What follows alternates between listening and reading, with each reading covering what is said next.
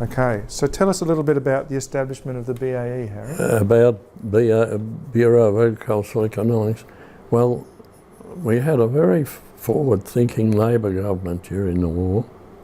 Not only did they, from 1943 onwards, prepare for post-war conditions, including rehabilitation of people from the forces, and most successfully soldier settlement.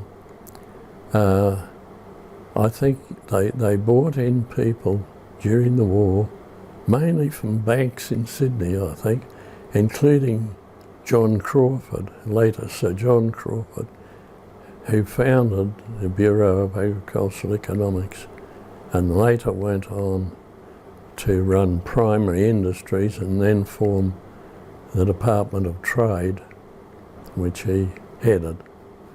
So that's how the Bureau of Agricultural Economics was forwarded, and they're still in existence. What can you recall of those early days of the Bureau when it was being established? No, it was established before I got there. Crawford had moved on to the Trade Department then. During 1975, I was taken by the minister that he and his wife were doing a trip overseas, and he ordered me to come with them. He thought his wife would get on well with me. So off we went to Britain and then to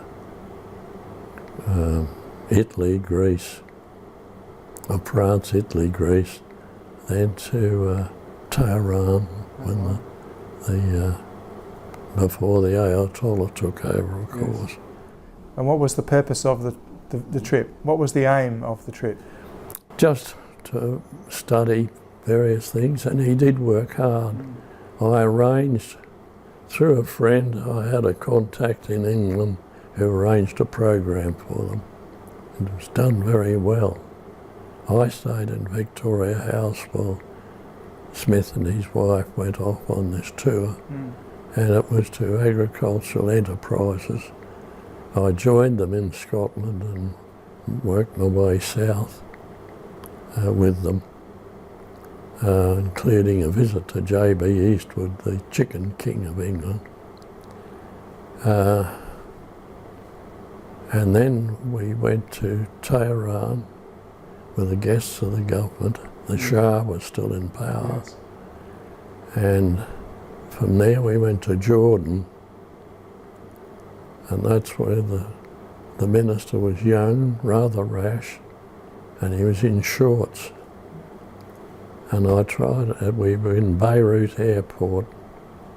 There were tanks all over the airport too, I remember that. And I urged him to change out of his shorts, and he wouldn't. So we arrive in Jordan. His wife looks out the window and said, "Oh, I think the king's here," and Ian's in shorts. So I said, "The trouble with your husband, he won't listen to people." And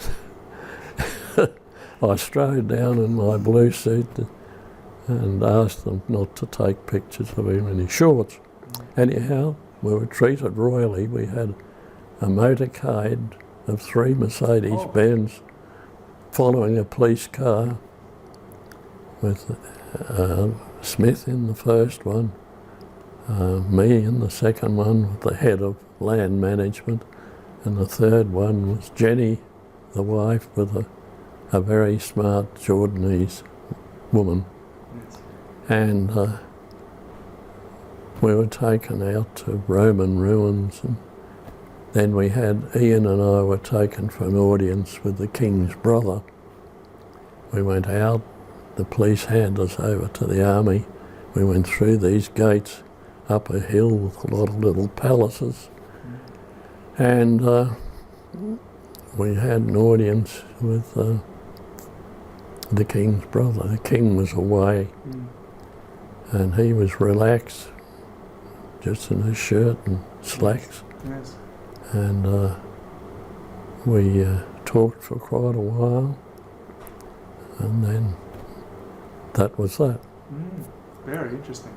Flew from Jordan to Singapore and home. That was a highlight of my career. Yeah, that's wonderful. So that was my career.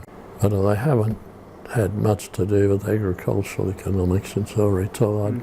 I became a volunteer at the RAAF Museum at Point Cook and renewed my Air Force links, and only recently retired from there.